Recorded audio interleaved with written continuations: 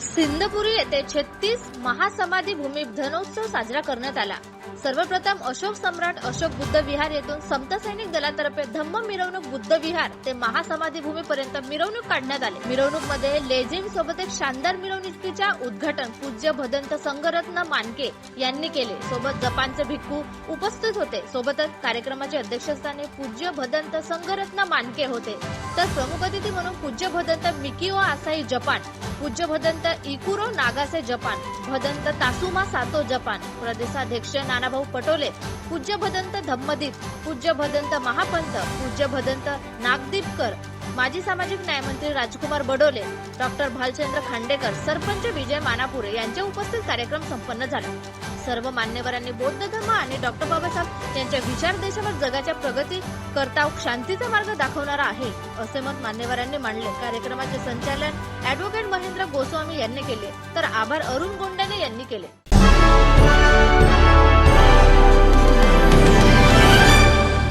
महासमाधि भूमि महाविहार के 16वां वर्धापन दिन हम मनाने हम सब इकट्ठा यहाँ पे हुए हैं।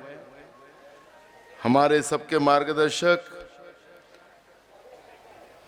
जिन्हें इस स्थल को पवित्र बनाने का, तथागत गौतम बुद्ध का विचार को हमेशा संबोधित कर कर सबको प्रबोधन करने का और हर दिलों में, हर दिमाग में धम्म बिठाने का काम जिनने किया है वो कई साल से, वो सिर्फ इस भूमि पे नहीं तो देश में, दुनिया के कई देशों में जाकर जो काम करते हैं वो इस भूमि के अध्यक्ष पूज्य भदंत संघरत्न मानके जी यहाँ आए हुए हैं। सभी हमारे अतिथि, मैं उनको सबको वंदन करता हूँ। और यहाँ उपस्थित हुए सभी मेरी माता बहना, मेरे बुजुर्ग, मेरे युवा साथी, मैं उनको सबको नमन भी करता हूँ। मुझे याद है कि मैं जब मेंबर ऑफ पार्लियामेंट, जब खासदार था, तब मैं बनते जी मुझे आमंत्रित करने यहाँ पर आए थे, घर पे आए थे। आज भी उनकी प्रतिमा का जो मुझे एक फ्रेम दिया था वो आज भी मेरे घर में लगा हुआ है और मैंने बिल्कुल उसको, हंसा ताई को पता है, तो आज भी हमारे घर में मैंने बराबर लगा के रखा हूँ, क्योंकि ये स्तंभ तथागत गौतम बुद्ध के विचार को, विचार मीन्स समता, बंधुत्व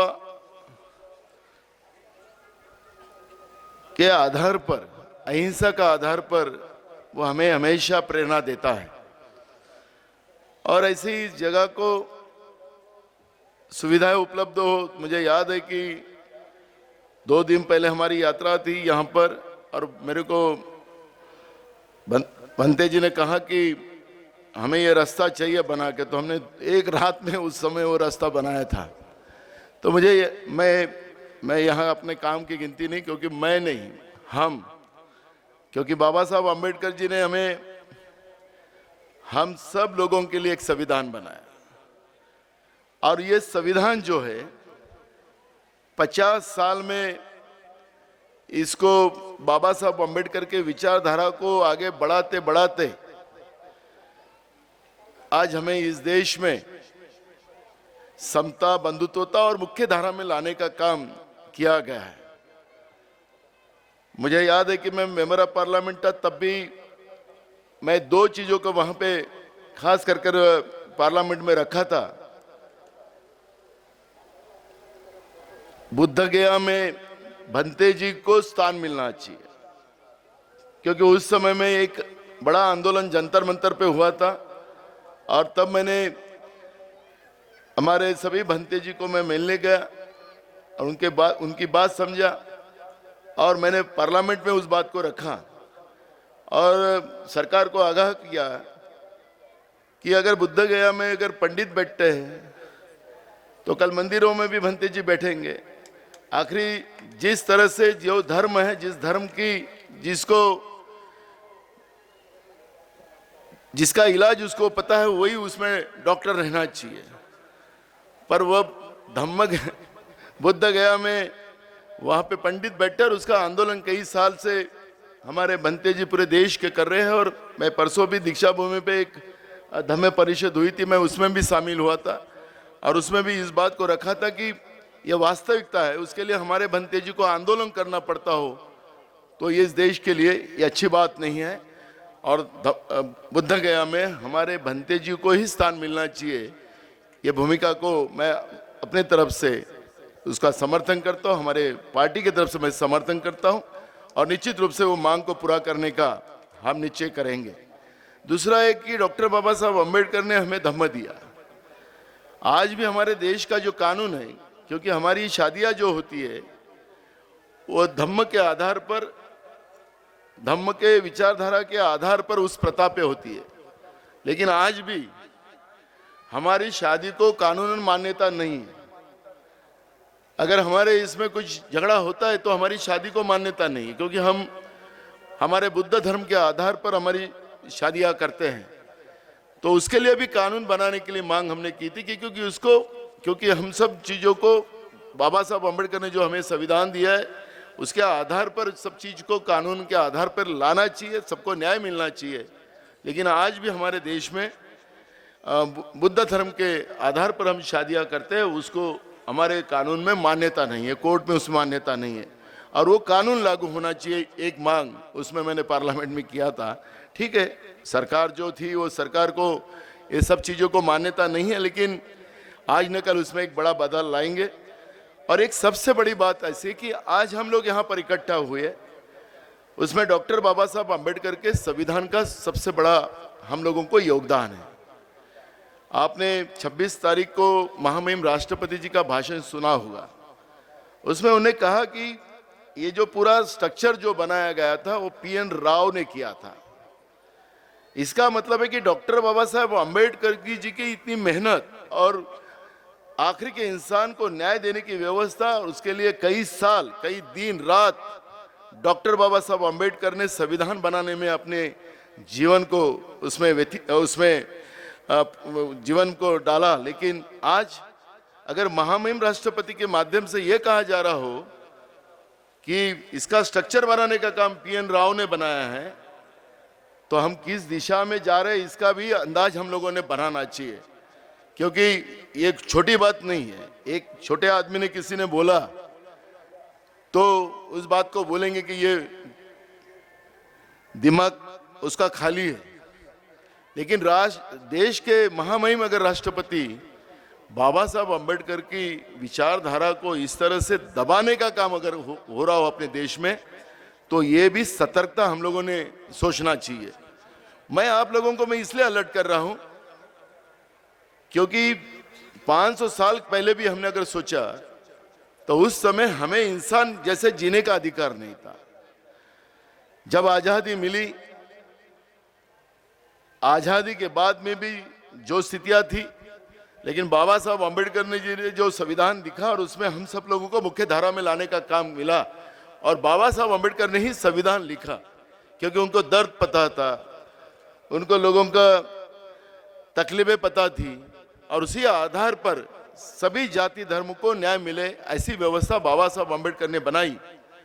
लेकिन आज जो सोच देश में आई है वो बाबा साहब अम्बेडकर के भी विचारधारा को परे करने का एक सोच वो लोग बना रहे हैं। आपको याद होगा कि राज्य के महामहिम राज्यपाल उन्हें एक कार्यक्रम में कहा कि बाबा साहब अम्बेडकर को भूल जाओ, छत्रपति शिवाजी महाराज को भूल जाओ, महात्मा ज्योतिबा फुले को भूल जाओ, सावित्रीबाई फुले को भूल जाओ। सावित्रीबाई फुले और महात्मा ज्योतिबा के बारे में क्या क्या उन्हें वक्तव्य किया आप सबको पता है। मुझे क्योंकि यहाँ पे हम धम्म की विचारधारा को सब लोगों में फैलाना चाहते हैं, उसके पीछे का भी एक है क्या अहिंसा और शांति जो हमारे धम्म में हमें दिया है। किसी को भी शांति प्रिय है, किसी को अशांति प्रिय नहीं है। लेकिन देश में जो बाबा साहब अम्बेडकर के संविधान को ही खत्म करने का काम किया जाओ तो ये हमारे लिए सबसे बड़ा खतरा है। मैं जब मेंबर ऑफ पार्लियामेंट था, आपको याद होगा कि बाबा साहब अंबेडकर का आर्थिक धोरण बदलने का काम किया गया। बाबा साहब अंबेडकर का आर्थिक धोरण ये था कि अमीरों से टैक्स के रूप से पैसा लो और गरीबों को वो पैसा उसके आखिरी इंसान तक पहुंचे, ये उसकी भूमिका थी।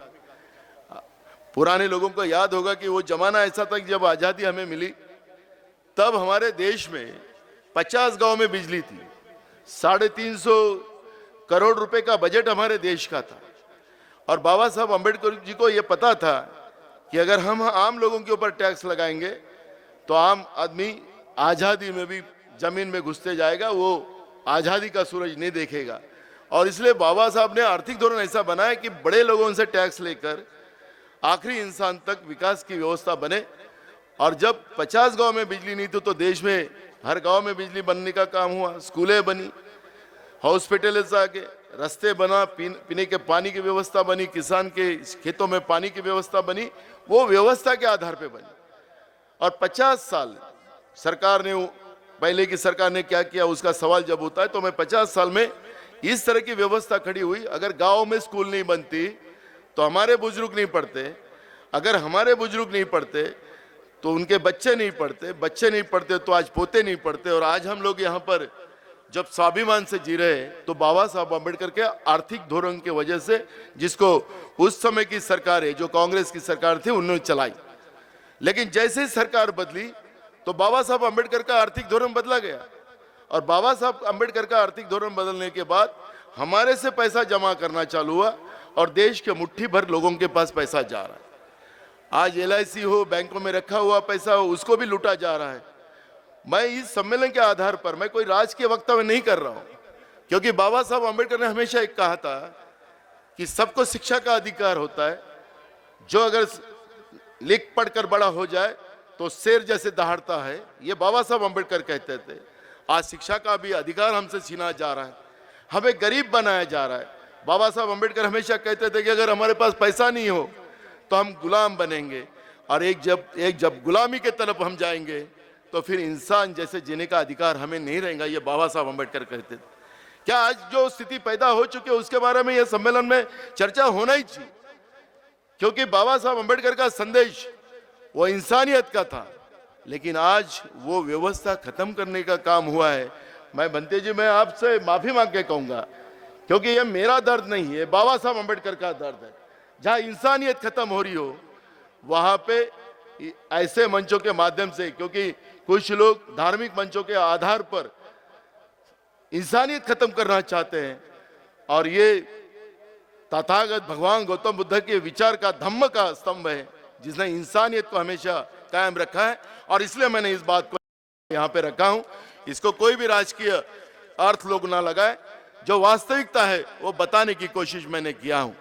और मैं यहाँ पे कोई, मैं कांग्रेस पार्टी का अध्यक्ष राज्य का इस बारे में नहीं आ रहा हूं। मुझे पता है कि मैं इस जिले का एक छोटा कार्यकर्ता नागरिक हूं, और हमारे जिले में से ही बाबा साहब अम्बेडकर को गिराया गया था। बाबा साहब अम्बेडकर यहाँ से चुनाव लड़े थे और यही जिले से उनको गिराया गया था। आज भी वो दर्द हमारे जिले के लोगों में है, लेकिन जो लोगों ने गिराया उस समय में वही लोग आज राजनीति में अपनी दुकानें बराबर चला रहे हैं। और मैं इसलिए कहता हूं कि ये सब चीजों को हम लोगों ने समझना चाहिए। जो सब चल रहा है अच्छा चल रहा है, ऐसा अगर तुम्हारी समझ है तो वो बदल लो। मैं इसलिए बता रहा हूं क्योंकि लोग बोलते हैं कि संविधान को कोई हाथ नहीं लगाएगा। मैं आज ही एक हाल ऐसा हुआ कि जैसे कोरोना की महामारी में हमारे देश में सब तबाही हुई, कई लोग हमसे बिछड़ गए, कई लोगों के पैसे बर्बाद हुए, और केंद्र सरकार ने कहा कि अगर तुम्हें कोरोना से बचना है तो वैक्सीन आपको लेना ही पड़ेगा। और सरकार ने डिसाइड किया, 2 वैक्सीन दिया, 2 में से कोई भी वैक्सीन लो। और जो वैक्सीन नहीं लेगा तो उसको बस में जाने नहीं मिलेगा, उसको बाजार में जाने नहीं मिलेगा, उसको रेलवे में जाने नहीं मिलेगा, फ्लाइट में नहीं मिलेगा। और सबको कंपलसरी, किसी ने पैसे से खरीद के वैक्सीन ली, किसी ने फुकट में वैक्सीन ली। और वैक्सीन लेने के बाद वैक्सीन के अभी इफेक्ट लोगों पे आने चालू है। कुछ लोग हार्ट अटैक से मरना शुरू है, एक परिवार में 2 ही बच्चियां थी और दोनों बच्चियां जवान बच्ची थी, शादियां नहीं हुई थी, और ऐसे दोनों बच्चों का हार्ट से वो एक्सपायर्ड हो गए। तो वो परिवार ने सोचा कि ऐसा क्या हो गया, तो उन्हें पोस्टमार्टम किया और वो पोस्टमार्टम में रिपोर्ट आया कि वो वैक्सीन का इफेक्ट उसमें आया और उससे अटैक आया। उस रिपोर्ट के आधार पर वो व्यक्ति सुप्रीम कोर्ट गए और सुप्रीम कोर्ट ने केंद्र सरकार को नोटिस दिया और नोटिस देके सरकार से पूछा कि भाई तुमने जो वैक्सीन दी उसके इफेक्ट आने लगे, उसके साइंटिस्ट का रिपोर्ट है। केंद्र सरकार ने जवाब दिया कि ये हमारी जवाबदारी नहीं, ये जवाबदारी वो वैक्सीन देने वाली कंपनी का है। आपको बाबा साहब अम्बेडकर ने संविधान में एक बात कही है कि सरकार किसी की भी हो, इस देश के हर इंसान के जीवित की रक्षा करना सरकार की दायित्व जाता है। और अपनी केंद्र की सरकार कहती है ये हमारी जवाबदारी नहीं, वो वैक्सीनेशन देने वाली कंपनी की है।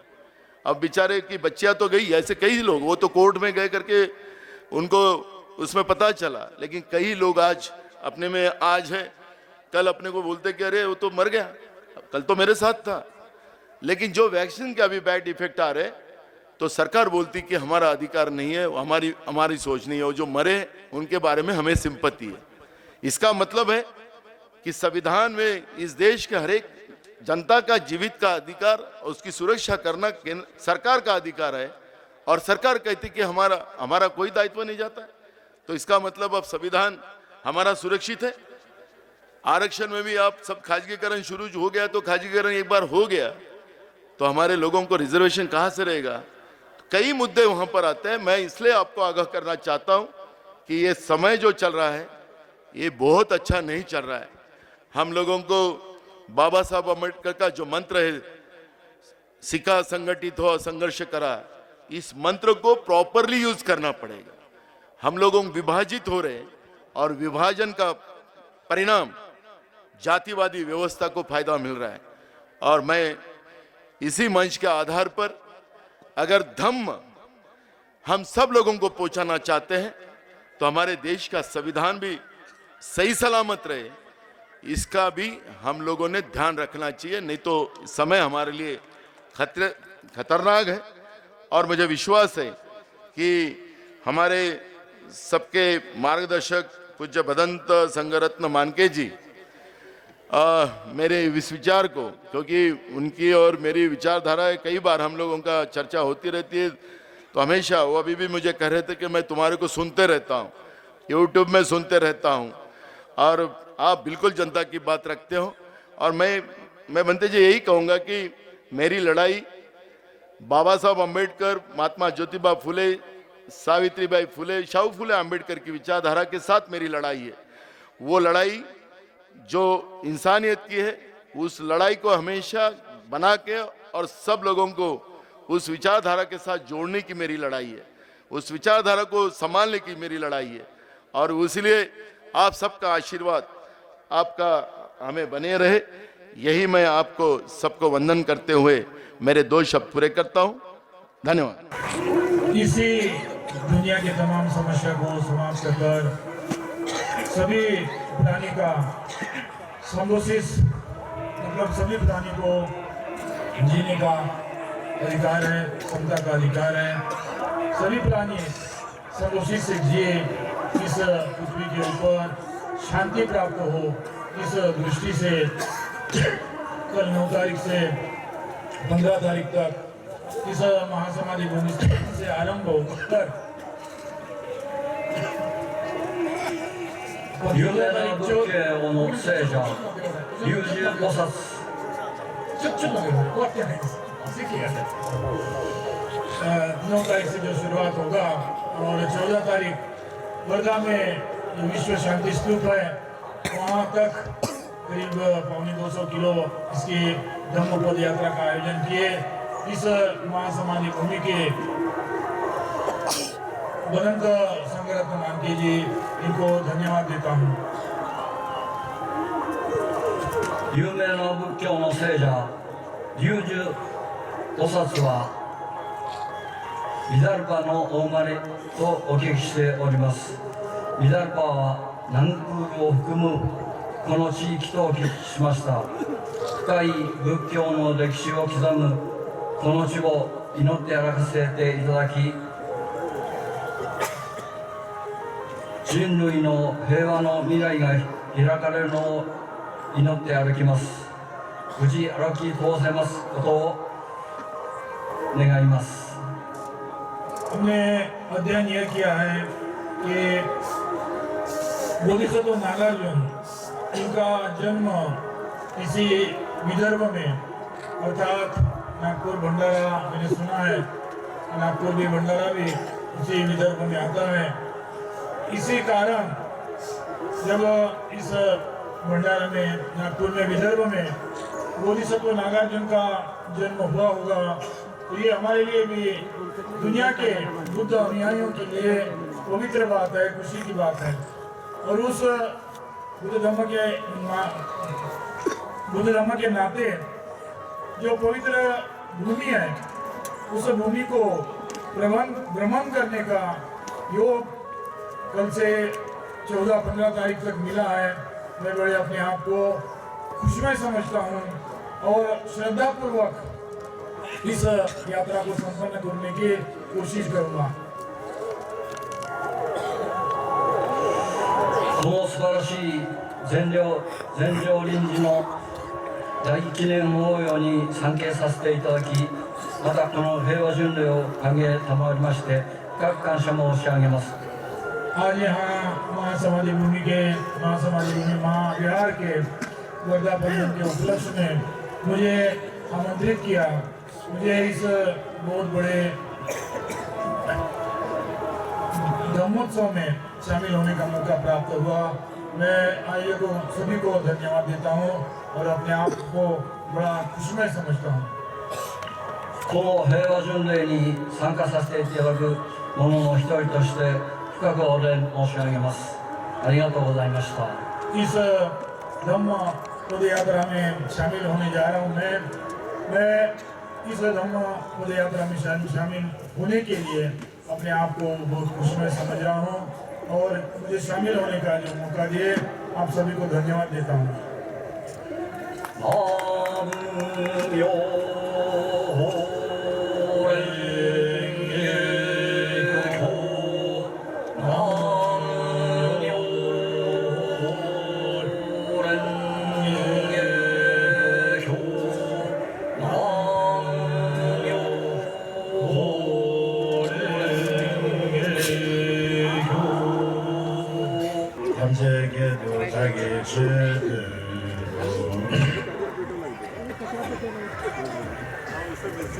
तथागत पावन गौतम बुद्ध परम पूज्य बाबा साहब अम्बेडकर, उनको मैं इन बार नमन करते हुए आज की धम्मोत्सव का ये प्रोग्राम आयोजित करने वाला धम्मदूत पदंत संगारत मंगेश जी, उनको भी मैं 3 बार प्रणाम करना चाहता हूँ और उसके साथ साथ में हमारे विश्वगान को भी मैं नमन करता हूँ और उसके साथ साथ में मेरे भारत की वासी भाई और बहनों, आप सभी की सामने मुझे आज यह नेता संगीतोला संगारत मंगेश जी ने मुझे आमंत्रित थे कि यहाँ बुलाया और मुझे 2 शब्द कहने की मौका दिया। उसके लिए मैं बहुत बहुत धन्यवाद कहना चाहता हूँ। और अभी समय बहुत हो गया है और लोग भी अभी ज़्यादा नहीं हैं, तो मेरे हिंदी भाषा भी इतना अच्छा नहीं है, तो मैं ज़्यादा तो नहीं कहूँगा, लेकिन हमारा बुद्धिस्ट धर्म के अंदर में सभी जीवन को सुख होना चाहिए सभी को, लेकिन दुख किसी कौन सा भी लोग चाहता नहीं है। और सभी को सुखी चाहता है, लेकिन सुखी नहीं होता है। जो चाहता है वो नहीं होता है, वो ना चाहता है वो अपने आप से हो जाता है। ये क्यों? थोड़ा बहुत हम लोगों का आजकल दुनिया में लोग पाप की काम ज़्यादा करता है, पुण्य की काम बहुत कम करता है, इसलिए ऐसा हो रहा है। तो इसलिए हम लोग थोड़ा पुण्य कमाना चाहिए। पुण्य कैसा कमाना चाहिए? कुछ रोज वंदना बोलने से पुण्य कमाता है क्या?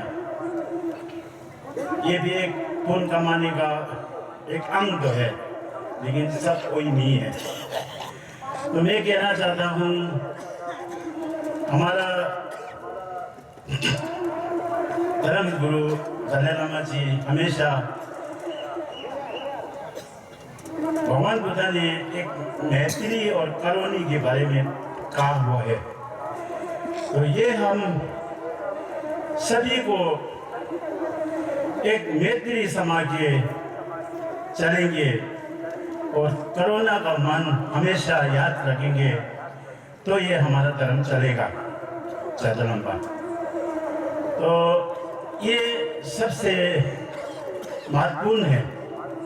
तो ये आप लोग याद रखते हुए, और अब मैं ज़्यादातर नहीं कहूँगा क्योंकि अभी एक 2.5 साल हो रहा है। हमारा धर्मदूत परम पूज्य सागर मंगे जी हर रविवार को उसकी अंग जहाँ भी है वहाँ से हम लोगों को धम्मा प्राप्त करता है। आप लोगों ने भी सुना होगा। मुझे तो हमेशा तो उनका ये सुनने की मौका भी नहीं मिलता है, क्योंकि हमारे तिब्बत के अनुसार घरों में हमेशा रोज पूजा करने जाना पड़ता है।